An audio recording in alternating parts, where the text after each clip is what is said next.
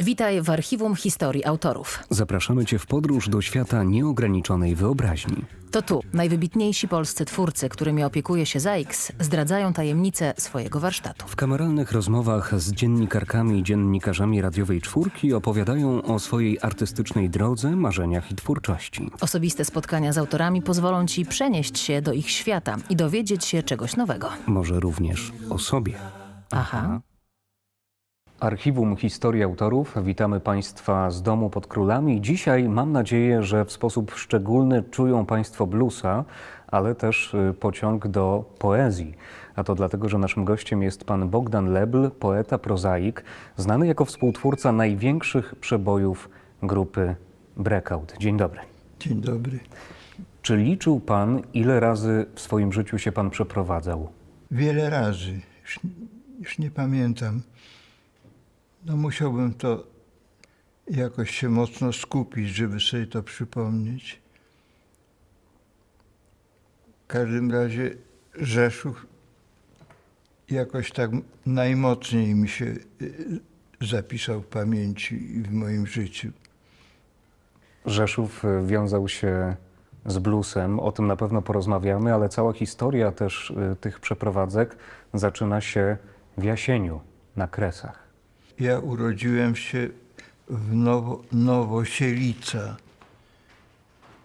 powiat Dolina. Kiedyś były powiaty jeszcze, województwo stanisławowskie.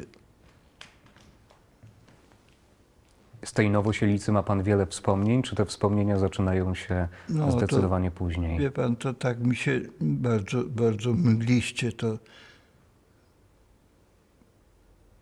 mgliście to pamiętam. No bo to było bardzo wcześnie. Bo jeśli chodzi o Jasień, to tych wspomnień jest zdecydowanie więcej. Tak, no Jasień to już pamiętam, tak. W Jasieniu była rzeka, pana rzeka. Tam była Łomnica. To właśnie stąd ta rzeka dzieciństwa. Ten taki blues, rzeka dzieciństwa.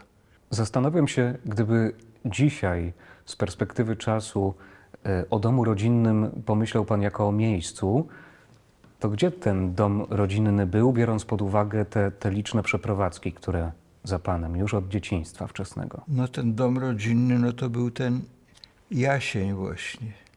I jaki był ten dom? No to dom był taki, to była leśniczówka, mój ojciec był leśniczym.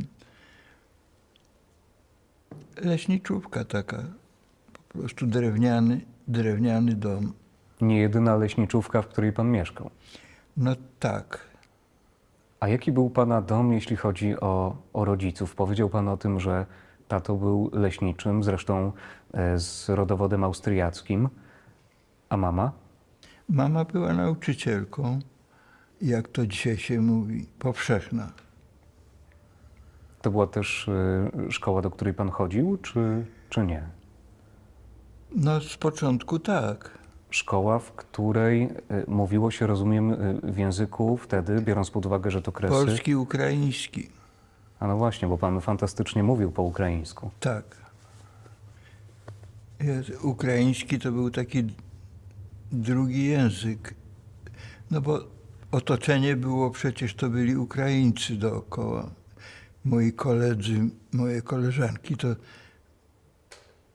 była Ukraina przecież. No, z tego co wiem, był też kolega, którego pan wspominał i to chyba niejednokrotnie, kolega Wasyl. Tak. Kim był Wasyl?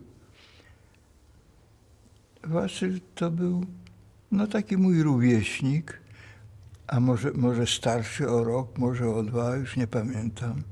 Status społeczny, powiedzmy mój, był bardzo wysoki tam. Syn leśniczego to jednak to było ważne, to był ktoś ważny, leśniczy w ogóle tam. To był, że tak powiem, pan. Ojciec jeździł konno. To pamiętam, że jak ci chłopi ukraińscy, no to jak to się mówi, czapkowali, czyli od razu Kłaniali się. czapka z głowy. O tym Wasylu mówię nieprzypadkowo, bo dostawał pan od niego zabawki, ale w rewanżu, rozumiem, podkradał pan papierosy ojcu. No tak. Taka tak. umowa koleżeńska. To dla niego, dla jego starszych kolegów, prawda? Te papierosy to były takie pudełka długie, tak się wysypywało. Także nigdy nie wiadomo było, ile tych papierosów tam jest w środku, zostało. Także ja mogłem swobodnie, prawda, aż wreszcie któregoś dnia ojciec mnie przyłapał na tym. No to dostałem manto za to, bo on myślał, że to ja dla siebie w ogóle, że ja zaczynam palić papierosy. No to było... A pan zaczynał wtedy karierę nie jako biznesmena. Ja papierosy, ale dostaję zabawkę. No tak. Dostawałem za to różne takie zabawki w postaci szabel, sztyletów i tak dalej. A jakie relacje łączyły pana z ojcem i z mamą? Kto był tym, który potrafił przytulić, powiedzieć dobre słowa, a kto był tym, nie wiem, surowym być może? No ojciec był surowy. Mhm. Ojciec był surowy, on miał taką szkołę, że tak powiem, twardą. Uważał, że chłopca należy twardą ręką prowadzić. Mama raczej, no jak to matka. Raczej to łagodne oblicze. No tak. A jakim chłopcem był? Ja sobie w ogóle założyłem, że dzisiaj będę pytał pana jak najmniej o piosenkę, kiedy byłem małym chłopcem, bo wiem, że nie darzy pan jej sympatią, bo był pytany o nią pewnie milion razy. Ale jakim chłopcem był Bogdan Lebl? Mały Boguś wtedy. No trudno mi w tej chwili jakoś tak to powiedzieć. Otwartym? Mieliśmy psa Hektor się nazywał wilczur taki. Pamiętam tego psa. Czy ja wiem, czy ja byłem otwarty? No. A był pan takim chłopcem, które dzisiaj pewnie niektórzy określiliby mianem grzecznego, czy raczej rozrabiaką, którego wszędzie było pełno? Pamiętam, że postanowiono mnie ucywilizować, że tak powiem. Nadleśniczy miał córkę i taką kuzynkę tej córki i przyjechało takich dwóch paniczyków. Tak mówię, bo oni tak się zachowywali. Ja byłem cały czas, że tak powiem, w ruchu. I ci Ukraińcy, no to byli chłopcy bardzo tacy, powiedzmy, no sprawni. Chodzenie po drzewach, prawda. To ja to miałem opanowane razem z nimi. Łaziłem po tych drzewach. Tak mnie tam zaprowadzono do tego towarzystwa, no to tych dwóch młodzieńców i te dwie panienki. I coś w każdym razie skończyło się na tym, że obaj oberwali ode mnie, bo coś tam mi się nie podobało. Awantura była, się skończyła ta lekcja cywilizacji na tym właśnie, próby ucywilizowania mnie. Wróciłem do swoich dawnych kolegów. Czyli nie pozwalał sobie pan w kaszę dmuchać? No, wie pan, no po prostu ja byłem przyzwyczajony do ciągłej takiej rywalizacji fizycznej, no. Jakieś tam siłowanie się tak i tak dalej. Pamiętam ten moment, kiedy zobaczyłem tą konnicę radziecką, tych kozaków takich, nazwijmy to. Taki oddział się zbliżał drogą. To ten moment zapamiętałem, jakoś tak widzę to No potem znowu Niemcy jak wkroczyli, prawda? Nie wiem, czy ja o tym tutaj coś mówię na ten Tak. temat. Mówi pan tutaj, to jest książka Słucham głosu serca Bogdana Lebla. Rozmawia Jarosław Sawic. Tak, tak. Tutaj można znaleźć tę historię. Opowiada pan między innymi o wkroczeniu Niemców, z tym, że to było takie wkroczenie Niemców trochę niestereotypowe, dlatego że nie było tak, że wkroczyła jakaś wielka armia, wielu żołnierzy. Przyjechał samochód. Pamiętam, że tam dyrektorem tej szkoły podstawowej powszechnej, pamiętam nawet nazwisko tego dyrektora, on się nazywał Schular, SZ Schular. I pamiętam,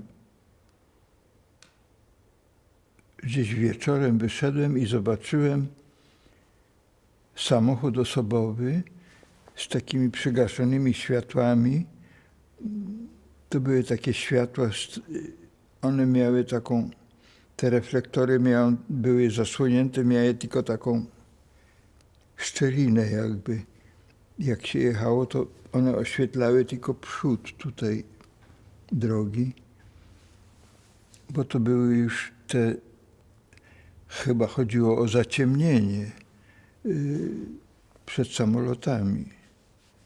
Tak mi się wydaje, że o to chodziło i zobaczyłem, prawda, tych Niemców, którzy tam chyba ktoś siedział, ktoś był obok, bo oni przyjechali do tego dyrektora. Nie wiem, topograficznie trudno mi sobie to poukładać, ale ten samochód przyjechał. W każdym razie pamiętam, że mi ten żołnierz jakiś, czy ten ktoś tam z tych właśnie, którzy przyjechali, kazał mi iść, żebym sobie odszedł stamtąd, żebym nie podchodził. I ja zapamiętałem sobie właśnie to przemówienie Hitlera, takie wrzaski, prawda. To też mi jakoś tak utkwiło. Zacząłem nasze spotkanie od tego, że przeprowadzał się pan wielokrotnie, pan to potwierdził, nawet trudno by było teraz zliczyć te miejsca, w których pan mieszkał. Zresztą jeśli ktoś na przykład sięgnie po powieść Złota Trąbka, to jest pierwsza część tetralogii kresowej, to faktycznie będzie mógł podróżować pana śladem i zobaczył tam bardzo konkretne postaci. Harcerza na przykład, którego pan spotkał. To już chyba nie był nawet Jasień, tylko to była Rafajłowa. To była z tego, co wiem. Rafajłowa, tak. Ja pamiętam, jak szedł ten oddział harcerzy i ja tak podszedłem do furtki i on się zatrzymał. Ten harcerz i miał tą trąbkę taką przywieszoną. Stąd ta złota trąbka. Ja sobie zapamiętałem to. Coś tam do mnie mówił, nie pamiętam. I oni poszli dalej. Dalej ten oddział harcerzy, on tam dołączył do nich i tam gdzieś, nie wiem, rozpłynęli się gdzieś tam. Ale ten obraz panu został, tego harcerza z tą złotą trąbką. Tego harcerza, który podszedł do mnie właśnie i miał tą trąbkę, stąd ta złota trąbka.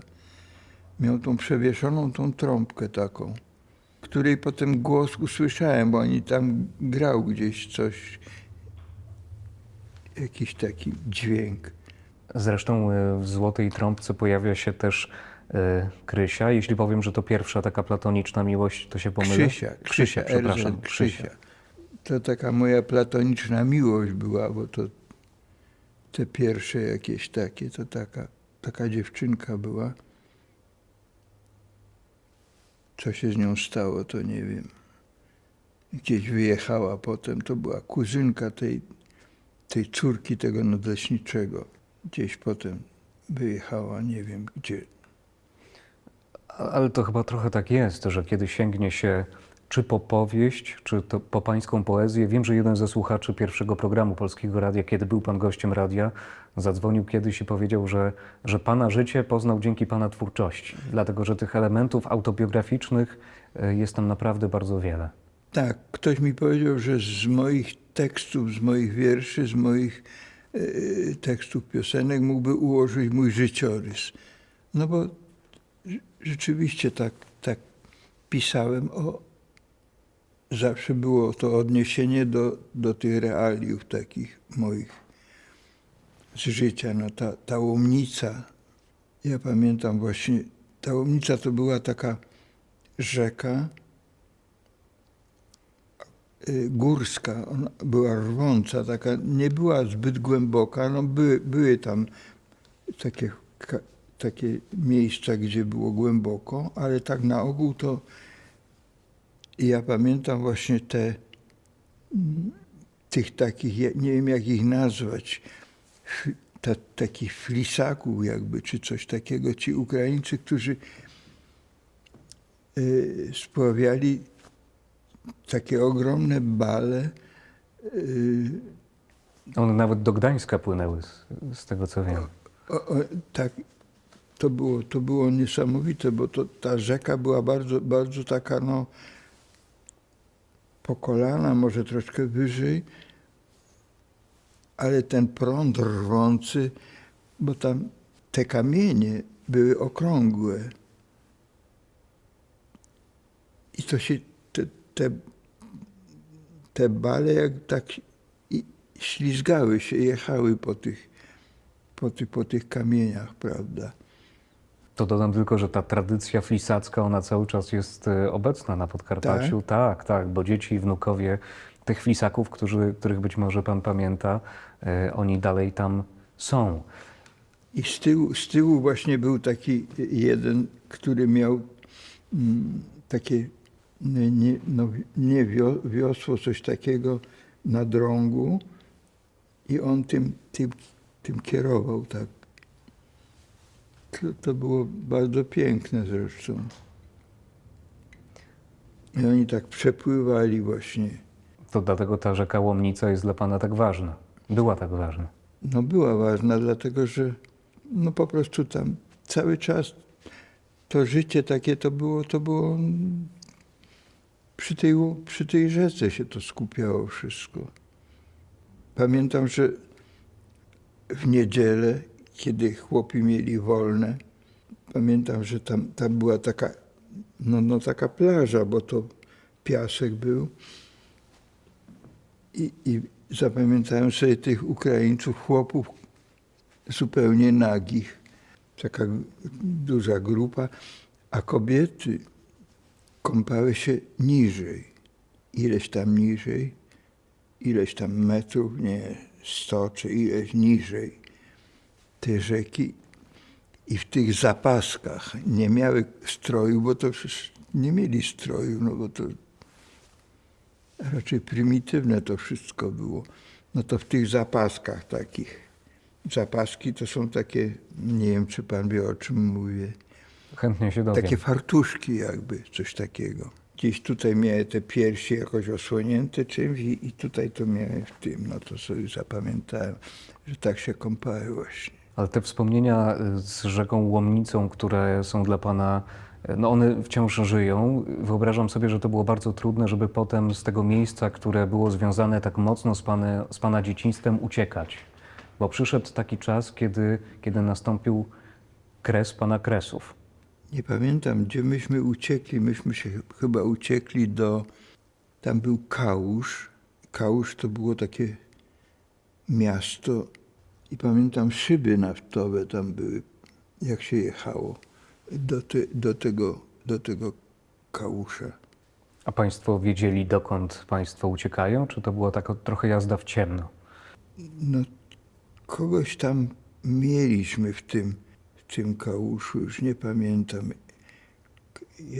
Ktoś był tam znajomy. To wiem, że tam uciekliśmy, potem uciekliśmy Stanisławów. Zrobił na mnie ogromne wrażenie, ponieważ to było miasto. Już nagle zobaczyłem, ja wychowany, prawda, w tym dzikim terenie, gdzie powiedzmy były te chaty ukraińskie, z klepiskiem, tam nie było podłóg przecież, tylko było klepisko po prostu. Pamiętam, że były pod oknami takie ławy, na tych ławach spali i jeszcze na zapiecku były te piece, prawda? I nad tym piecem było takie i tam spali ci chłopi. A to był taki czas, bo ja rozumiem, że ten kontekst taki społeczno-polityczny, ucieczka to jest bardzo trudne dla młodego chłopca, ale czy w tym wszystkim pan miał czas na przykład, żeby zanurzać się w literaturze?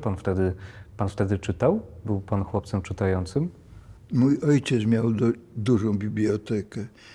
Ojciec mnie zastał, jak ja czytałem jakąś książkę. Nagle się zorientował, że ja czytam w ogóle, sięgam po to i czytam. Dla przyjemności, z ciekawości. I to był chyba jakaś przygodowa już taka, nie London, tylko Zane Grey. Był taki jakiś, to były jakieś takie jakby westerny, coś w tym rodzaju. Książka kowbojska, jak ktoś by powiedział. Tak. Że właśnie zapamiętałem, że to był Zane Grey. Był jakiś taki autor. A ta literatura westernowa, kowbojska, ona chyba towarzyszyła panu przez wiele lat tej młodości. Tak. Ja potem pamiętam, że spróbowałem. Ja byłem zafascynowany tym, czytałem bardzo dużo. I potem, jak sięgnąłem, prawda, po latach, jakieś wydanie takie było, wznowienie, takie broszurowe, to nagle się zorientowałem, że to tak prymitywne to było wszystko, takie, no ja właśnie pochłaniałem to i żyłem w tym świecie jakoś, utożsamiałem się, prawda, jak to. No Karol May to potem przyszedł dopiero. Odkryłem Karola Maya. W każdym razie bardzo dużo czytałem. Człowiek uciekał od tego, od tej rzeczywistości do tej właśnie takiej literackiej. Tak łączę kropki i zaczynam rozumieć, dlaczego harcerstwo też mogło pojawić się w pana życiu, dlaczego ono było tak ważne, bo ustaliliśmy, że to nie są te pierwsze lata życia, tylko później. Dynów, Żywiec, Tak. to są czasy harcerskie. No, Żywiec to już zupełnie inna historia. Tak, Dylongowa to była taka miejscowość, w której ojciec dostał pracę pierwszą chyba, jako leśniczy. I mieszkaliśmy u takiego człowieka, który nazywał się Kłyż, z kropką, Kłyż. I to była taka pierwsze takie mieszkanie, no, gdzie były te warunki jakieś takie zbliżone do cywilizacji. No. I wtedy ojciec gdzieś w tym Dynowie, gdzieś tam się dowiedział, że gdzie przebywa jego nadleśniczy dawny właśnie z tego Jasienia. I okazało się, że jest w Żywcu. I stąd właśnie ten Żywiec. Przeprowadziliśmy się do Żywca. I to bardzo miło wspominam ten Żywiec, bo to był 2 albo 3 zamki po arcyksięciu Habsburgu. Jakoś zamieszkaliśmy tam właśnie wewnątrz tego. Był przepiękny ten park w Żywcu taki. Czy to jest prawda, że te czasy żywieckie, o których pan opowiada, to są czasy, kiedy no też był pan trochę urwisem, bo ja sobie zapisałem taką rzecz, że podobno kiełbasą smarował pan smyczek nauczycielowi od muzyki. A tak. Tak. Miałem takie pomysły właśnie. Pamiętam, że kiedyś powiedziałem ojcu, że ja kiedyś będę pisał książki. No i pamiętam, że on się wyśmiał w ogóle, wykpił to wszystko. Ja już więcej nie wracałem do tego. Takie miałem jakby przeczucie, coś takiego. Czy ja wiem, jak to nazwać. To pewnie dało sobie znać wtedy, kiedy decydował się pan na filologię polską, na polonistykę, ale wcześniej przecież była próba w Wyższej Szkole Pedagogicznej Szkole w pedagogicznej, Krakowie. tak. To była Fizyka. ta historia taka, że była taka sytuacja, że były miejsca, można było się dostać na fizykę. Wydział Fizyczno-Matematyczny. Wtedy się dostawał akademik. Ja mieszkałem w tym akademiku. I w tym akademiku właśnie chodziłem na tą fizykę. To było coś, co mnie w ogóle... To była męka taka. I pamiętam, że zobaczyłem w księgarni na wystawie wiersze Leopolda Staffa. Taki poeta był. Kojarzy pan? Oczywiście. I ja w tym akademiku zacząłem czytać sobie te wiersze Leopolda Staffa. I w ogóle to było dla mnie jakieś takie... No oczarowany byłem tym i zacząłem pisać wtedy. Pierwsze próby to były właśnie takie pod wpływem Leopolda Staffa. I pamiętam, że to była taka sytuacja, że tak powiem, byłem już skazany jak gdyby, a wtedy to była taka krótka, że tak powiem, krótka piłka. Wywalali ze studiów, szło się do wojska.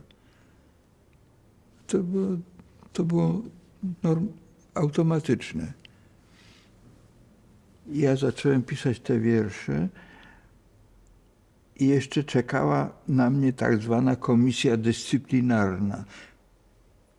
Może to się inaczej nazywało.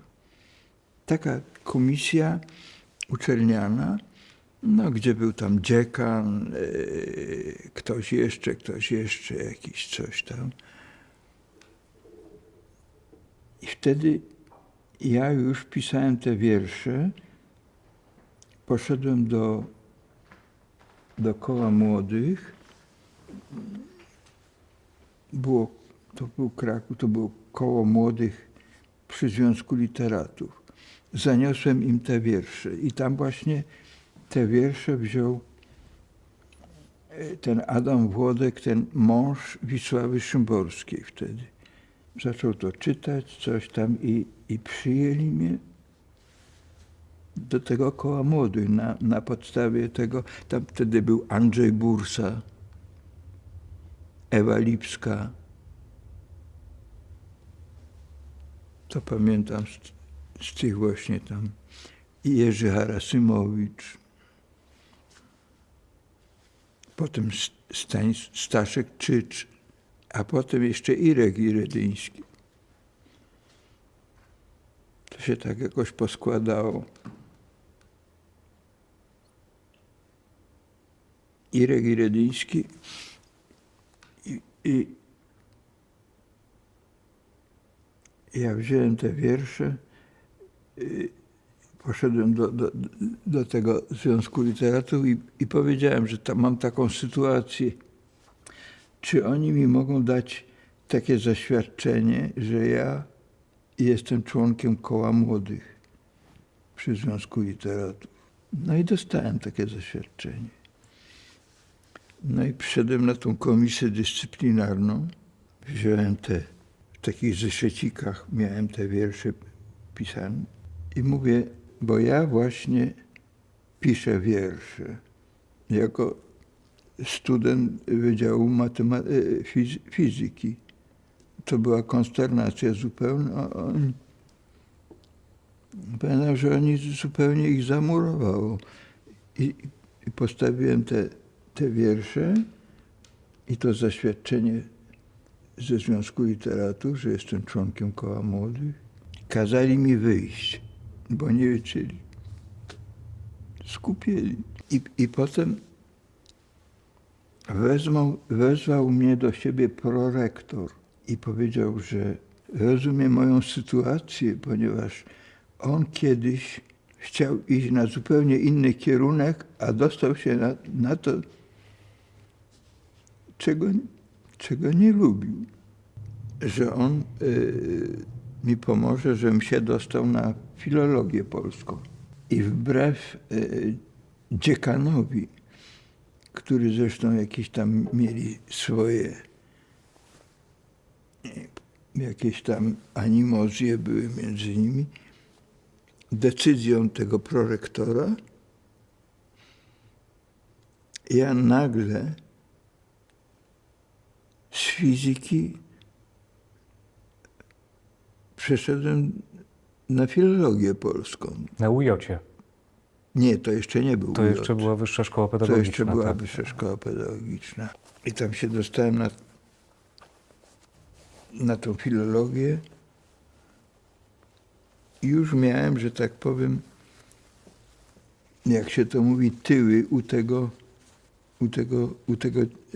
dziekana. Bo to było wbrew niemu.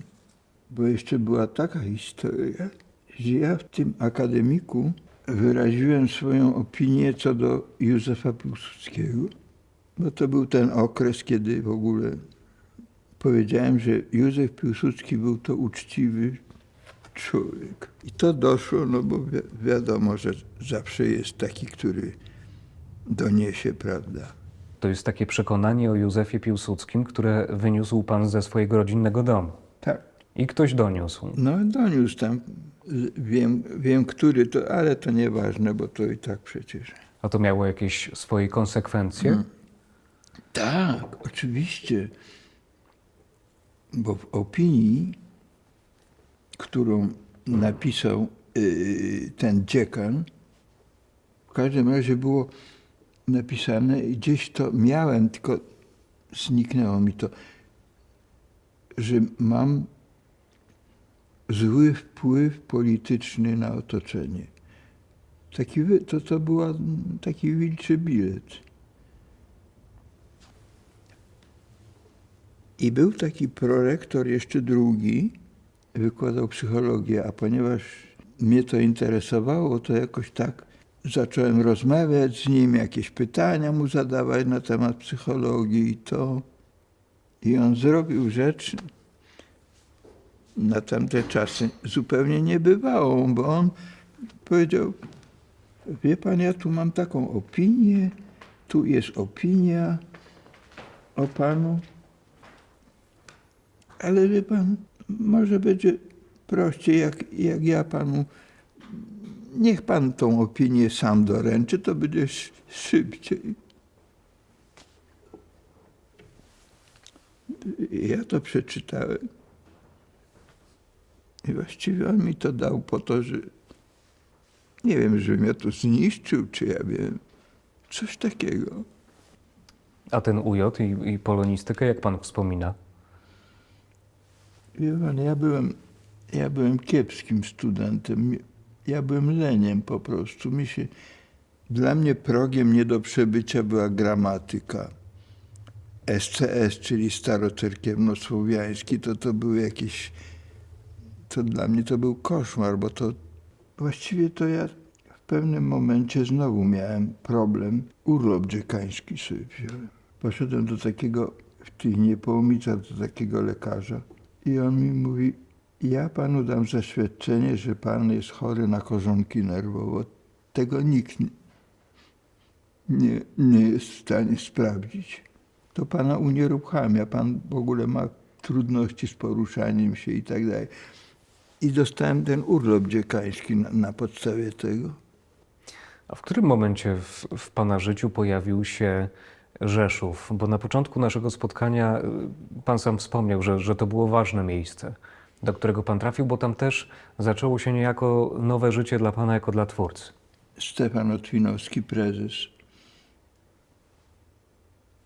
powiedział, że no, żadnych widoków na mieszkanie tu nie ma, no bo wszyscy są zdrowi na razie. Ale może by pan pojechał do Rzeszowa? Mówi, ja pogadam z Machejkiem. Władysław Machejek to był naczelny Życia Literackiego. Tam właśnie Wisława Szymborska pracowała. Dział poezji prowadziła. To były takie dwie społeczności. Jak ktoś był związany z życiem literackim, to raczej nie z Tygodnikiem Powszechnym. Pan był w tym kręgu Życia Literackiego. Życia Literackiego, tak. No bo Szymborska mnie drukowała, więc... I mówię, ja pogadam z Machejkiem, a Machejek był naczelnym Życia Literackiego. No była piękna postać ten Władysław Machejek. On dzień zaczynał od szklanki wódki. Cały czas chodził na rauszu takim. Mówi, a Machejek jest posłem na Sejm, a on się tam spotyka z tym Kruczkiem, Władysławem Kruczkiem z Rzeszowa, który zdaje się ma takie ambicje, że chciałby mieć oddział Związku Literatów. No bo inni sekretarze mają oddział Związku Literatów, a on nie ma. I mówi, że tu jest szansa, mówi taka, że to, że pan już jest członkiem Związku Literatów, legitymacja Związku Literatów to było więcej niż magister na przykład wtedy. To było coś naprawdę. I mówi, to oni panu dadzą mieszkanie. I tak się stało rzeczywiście. Ja pamiętam, jak ja do tego Kruczka tam dotarłem wreszcie i on wezwał sekretarza propagandy, który miał na nazwisko Cygan. Dobre nazwisko dla sekretarza propagandy. I mówi, słuchajcie, sekretarzu, tu trzeba załatwić mieszkanie dla towarzysza literata. No. I dzięki temu właśnie dostałem tą kawalerkę w Rzeszowie. Zostałem tam prezesem klubu literackiego. Nie było jeszcze oddziału Związku Literatów, tylko był klub literacki. Jako taki zaczątek. I do tego klubu literackiego pamiętam, że przyszedł taki młody chłopak z wierszykami. Nazywał się Stanisław Guzek, czyli później Stan Borys. Stanisław Guzek przyszedł do mnie właśnie z tymi wierszykami jako do tego prezesa klubu literackiego w Rzeszowie. To był taki,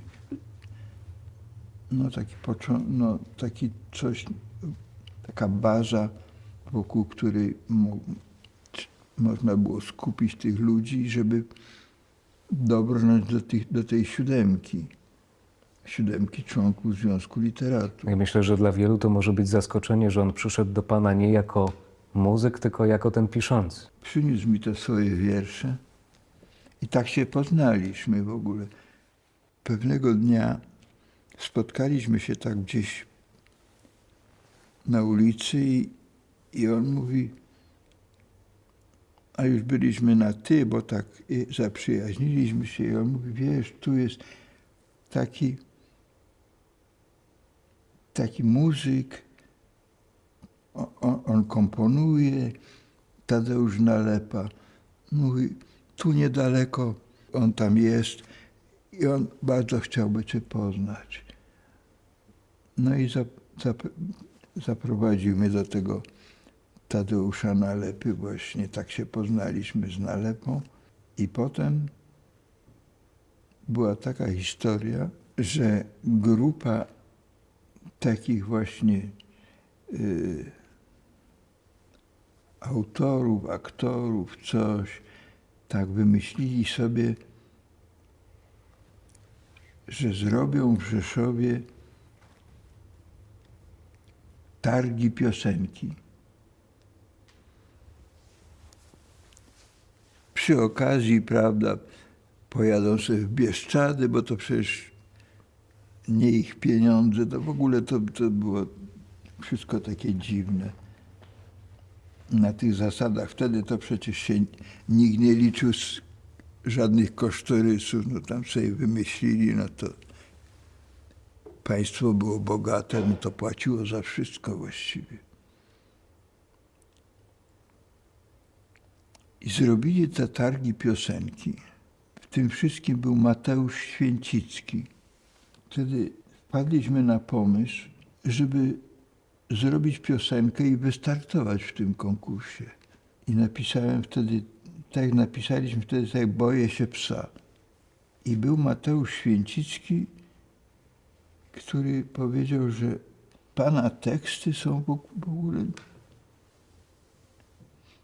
takie niepodobne do tego, co się w tej chwili pisze. Mówi, jakieś biedroneczki są kropeczki, to były takie coś tam. Ja bym to nagrał, wie pan. Ja bym to nagrał do Studia Rytm. Taka była audycja Studio Rytm, którą on prowadził. No i nagraliśmy tam 3 piosenki. Te w tym Studio Rytm.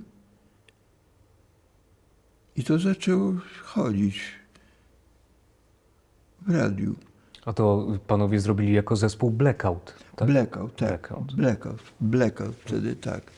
To zresztą wymyślił Blackout, no to Staszek Guzek, czyli Stan Borys. No bo on w ogóle się coś koło teatru kręcił. On był w ogóle recytatorem. Jakiś konkurs recytatorski wygrał. Stąd jego taka dykcja dobra. I te piosenki w tym Studio Rytm się pojawiły i wtedy Sławek Pietrzykowski, który był reżyserem dźwięku, coś takiego. W każdym razie w tej trójce zaproponował nam taką sesję dla tej trójki, dla tej audycji Przeboje z UKF, żeby nagrać 5 utworów. I myśmy zrobili te 5 utworów. To pamiętam, że wtedy chyba to ta rzeka dzieciństwa poszła, modlitwa. Oni zaraz przyjdą tu, to później było. To chyba było później, tak. I tu się zaczęła właśnie już poważna sprawa, bo to zaczęło chodzić w trójce, zaczęło chodzić w Studio Rytm, w jedynce. Zaczęła się kariera poważna. Zaczęła się kariera. Potem przyszła propozycja z polskich nagrań. A to jest w ogóle ciekawe, bo przecież pan osobiście słuchał innej muzyki, sam dla siebie. Bo to muzyka klasyczna, ale też jazz, który był dla pana ważny. Byłem zafascynowany jazzem, prawda. Miles Davis, Coltrane. John Coltrane, którego kupiłem przez przypadek w sklepie żelaznym. Wysoko na półce, tam nad tymi gwoździami, śrubami i tak dalej, stały takie 3 płyty. Pamiętam John Coltrane, Jimmy Smith i jeszcze trzecia jakaś, już nie pamiętam. I ja te płyty kupiłem i odkryłem właśnie Johna Coltrane'a. To w ogóle było dla mnie ogromne odkrycie. Zacząłem słuchać tego Coltrane'a. No, jazz był obecny. No, nie każdy też słucha free jazzu z Olgą Tokarczuk. A pan słuchał? Tak, tak. Ona miała takiego męża, który w ogóle się nie interesował muzyką, tylko interesowała go konie go interesowały, miał konie. I poza tym jeszcze jakiś ogródek uprawiał, bo ja pamiętam, jak ja tam pojechałem do nich, to ona w ogóle z tą muzyką to tak jakoś tak lekceważąco. Mówię o tym nie bez powodu, bo to dowód na to, jak ważny dla pana był jazz po prostu w pana życiu, ale rozumiem, że ten zachwyt bluesem, on po prostu przyszedł. Tak, ja to wtedy te płyty bluesowe właśnie, chyba tą pierwszą od Wojtka Gosowskiego kupiłem. I Tadek Nalepa, który wrócił z Holandii, tak mnie zainteresował blues. Ja mówię, ja mam te, o właśnie, mówi, mnie też, bo ja mam te płyty bluesowe, mu pokazałem i doszliśmy do wniosku, że może spróbujemy właśnie pójść tą drogą. Te piosenki, mnie to przeszkadzało, bo to w ogóle było jakiś inny obszar. Tak tutaj blues i poezja, wiersze, to jakoś się tak, uzupełniało. Także to było właśnie wreszcie coś, co nie przeszkadzało w pisaniu wierszy. A to wyglądało tak, że pan przychodził ze swoim tekstem do Tadeusza Nalepy. Nie, ja do muzyki pisałem. Pisał pan do muzyki. Tak. A to było wyzwanie dla poety, dla prozaika też, żeby pisać do muzyki? Nie, mnie się pisało do muzyki bardzo, bardzo dobrze, dlatego że słuchając muzyki zaczynałem sobie wyobrażać coś i właściwie najważniejsza było napisanie jednej, dwulinijek tekstu. Potem to już szło bardzo szybko. Także jakoś to tak było, że przecież to bardzo, bardzo dużo pisałem. Łatwo mi to przychodziło, to pisanie właśnie do muzyki bluesowej. Tak jak na przykład pisanie tych tekstów piosenek, to mnie to nie bardzo. Musiałem się wysilać. Tak tutaj powiedzmy jakoś to ruszyło jakoś taką rzeką. Powiedzmy ta modlitwa, to coś tam, te inne, rzeka dzieciństwa. To bardzo, bardzo jakoś to tak mi to przychodziło naturalnie. A ta współpraca z Tadeuszem Nalepą, z muzykami, na początku zespołu Blackout, a potem Breakout, ona układała się dobrze? Tak. Muzyka Nalepy mnie bardzo inspirowała. A to był taki człowiek, z którym można było się łatwo dogadać też w takich codziennych relacjach? Nie, dogadywaliśmy się, powiedzmy, jeśli idzie o sprawy te Twórcze.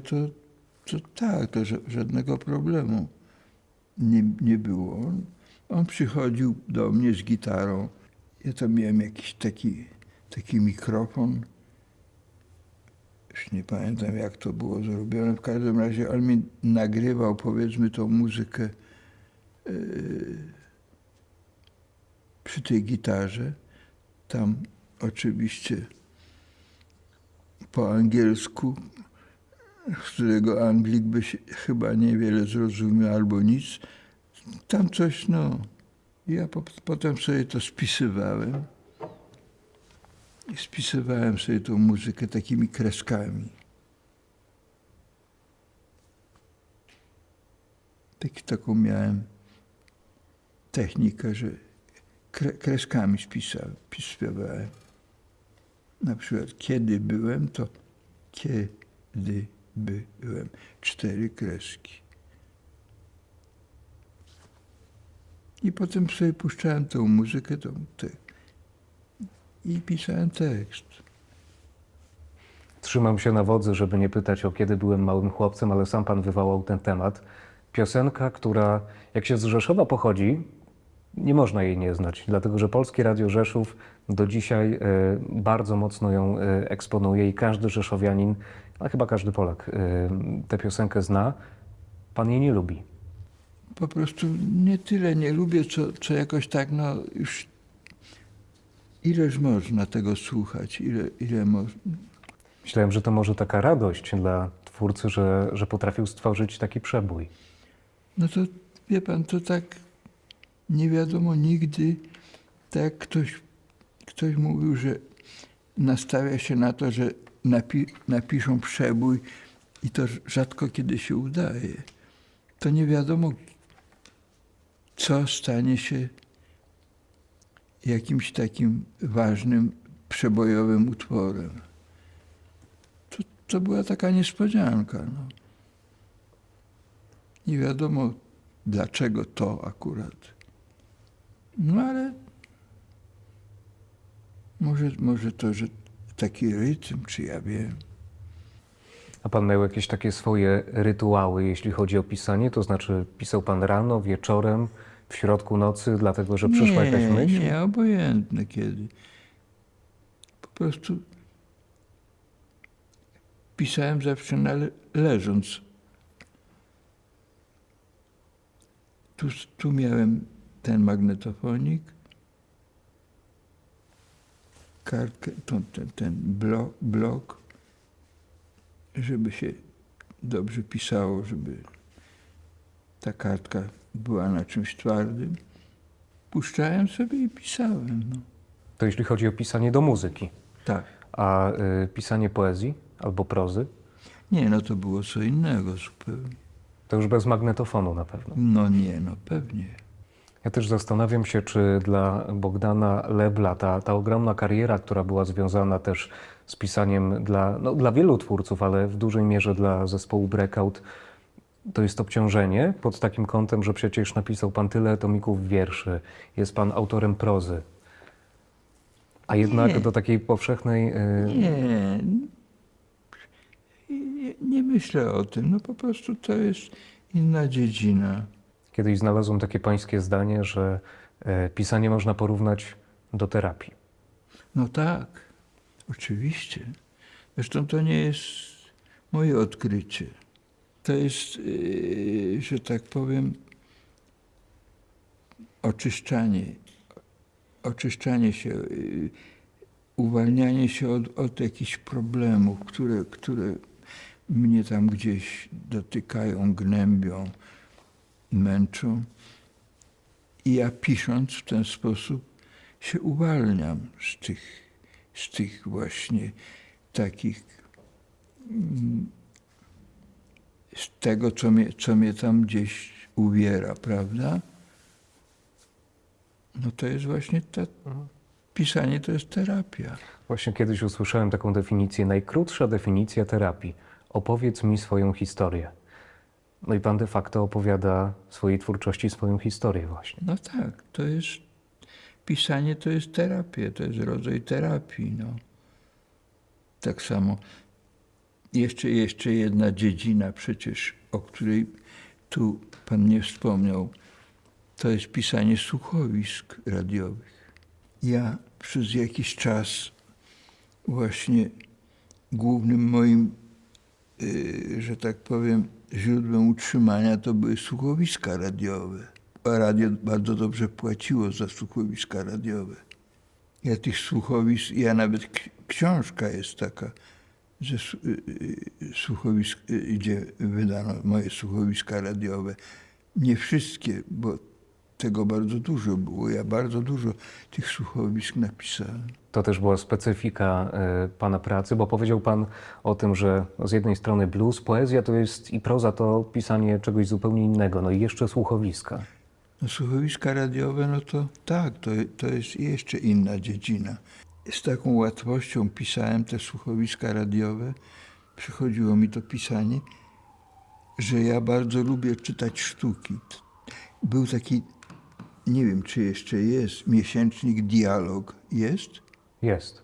Teraz to oni tam coś porobili takie, że to w ogóle jest niepodobne do tego, co kiedyś właśnie w tym dialogu można było przeczytać. Tam w dialogu, no to na przykład Sławomir Mrożek bardzo dużo drukował. Najpierw były w dialogu drukowane jego te sztuki przecież, a potem dopiero wchodziły do teatru. Sztuki były inspiracją dla pana do tworzenia słuchowisk radiowych. Nie tyle inspiracją, co warsztat. Jakoś tak we mnie się budował dzięki temu, że czytałem sztuki teatralne. A jeśli chodzi o sam pomysł, na przykład na słuchowisko, co pana inspirowało? Skoro do poezji, prozy, jak jeden ze słuchaczy jedynki radiowej powiedział, to pana życie, opis pańskiego życia, to jeśli chodzi o te pomysły na słuchowiska, to gdzie ich pan szukał? One same do pana przychodziły? Wie pan, nie potrafię panu na to odpowiedzieć. W każdym razie to był taki sam pomysł, jak powiedzmy, no, napisanie powieści czy opowiadania. Zapalała się lampka po prostu. Tak?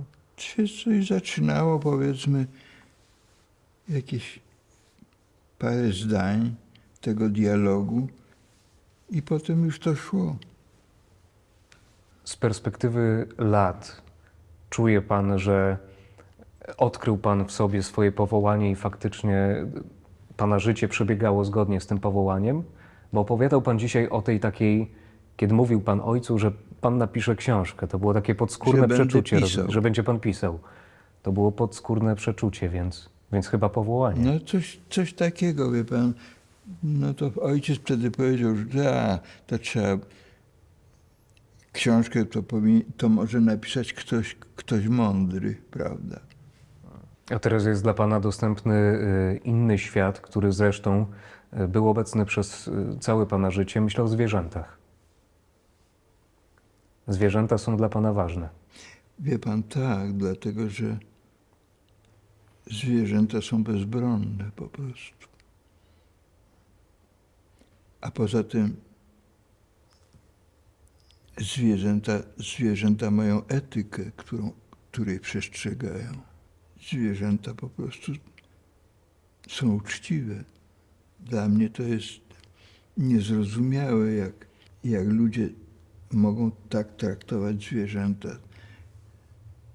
Tak, no, zachowywać się jak człowiek po prostu.